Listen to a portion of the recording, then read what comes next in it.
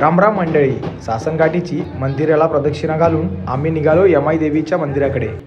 सर्वत्र गुलालाची उधळण होत होती। सर्वजण मानाच्या सासनकाठीला उचलण्याचा मान घेत होते। मी सुद्धा व्हिडिओ बनवण्यासाठी कमानीवर चढून काही व्हिडिओ शॉट्स घेतले। अगदी जल्लोषात सोहळा चालू होता। फटाक्यांची आतिषबाजी चालू होती। पिपाणीवाल्या काकांनी पिपाणी वाजवून सोहळ्याची शोभा वाढवली।